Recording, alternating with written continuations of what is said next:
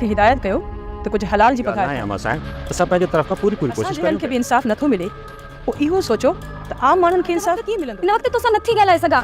असांजा पे मुड़ुस मारिजी विया आहिनि ऐं घर में रोज़ राड़ो लॻो पियो आहे। मर्दनि जी गॾु वॼा लॻी पई आहे। असांजे अमरा खे माराइण जे पोयां शाहनवाज़ ख़ान जा हथ आहिनि। छोटे इहो तुंहिंजो अजायो शाहनवाज़ ख़ान जा हथ हुजनि हा न मुंहिंजे खे खून बहा में वठण पिया वञो। अस्सलाम वालेकुम दोस्तों, ड्रामा सीरियल दुलाब ड्रामे जी अचण वारी एपिसोड जी ज़बरदस्त नेक्स्ट एपिसोड जी पूरी कहानी तव्हांखे ॿुधाईंदा हलूं। आख़िरकार नेक्स्ट एपिसोड में हाणे कहिड़ो क़दम खणंदा।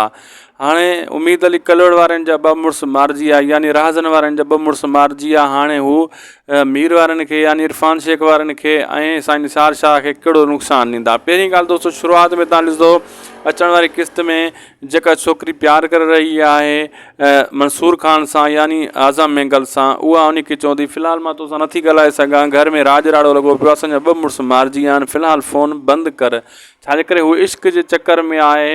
मंसूर ख़ान घड़ी घड़ी उनजे ॻोठ ॾांहुं वञी रहियो आहे। ऐं ॿी साइड तां हलूं त इरफान शेख चवंदो यानी साईं निसार शाह खे सोट असांजा जेका खून थिया आहिनि इहे शाहनवाज़ खून जेको असांजो करायो आहे, घोट असांजो जेको मरायो आहे शाहनवाज़ ख़ान ॿधल आहे। उहो चवंदो न ईअं नथो थी सघे, जे उहो कराया त पोइ फ़ैसिलो छो कराया। शाहनवाज़ असांजे तरफ़ां असांजो इहो खून असांखे नथो कराए सघे, असां सां इहा ॿ नंबरी नथो करे सघे।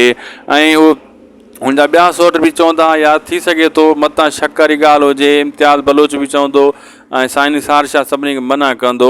हाणे दोस्तो उन्हनि जा ॿ मुड़ुस मारिजी विया आहिनि। हाणे हू रहज़न वारा छा कंदा। हाणे दोस्तो उहे बि इन्हनि जा मुड़ुस मारण जी कोशिशि कंदा। हाणे इन्हनि जो जोड़ो वधंदो वेंदो, यकदमि कोन मारींदा, इन में छिक छिका हलंदी। मतां हाणे खून भाउ में हीअ छोकिरी उहे वरी हिननि खां वठनि फ़ैसिले में। हाणे ड्रामो त वॾो सोप सीरियल आहे, इन खे डिघो कंदा, यकदमि हर क़िस्त में खून कोन थींदा।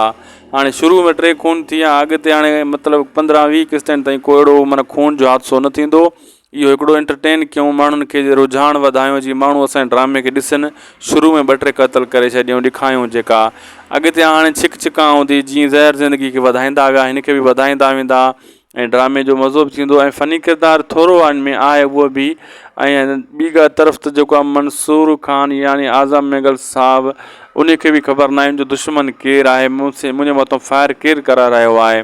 उहे शाहनवाज़ ख़ान जा माण्हू आहिनि जेका मंसूर ख़ान खे बर्दाश्त नथा करनि, इन जे करे उहे उनजे मथां शाहनवाज़ ख़ान फायर कराईंदो आहे हर मरतबा ऐं ज़ख़्मी कराईंदो आहे, उनखे जान खां नाहे मारींदो।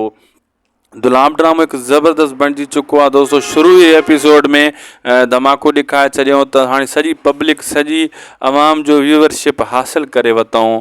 दोस्तों वीडियो पुॻो पंहिंजी पुॼाणी ते उदासी TV यूट्यूब चैनल खे लाइक सब्सक्राइब शेयर ज़रूरु कंदा। मिलंदासीं असां तव्हां सां वरी ॿी नेक्स्ट वीडियो में नई अपडेट सां। अल्लाह हाफ़िज़।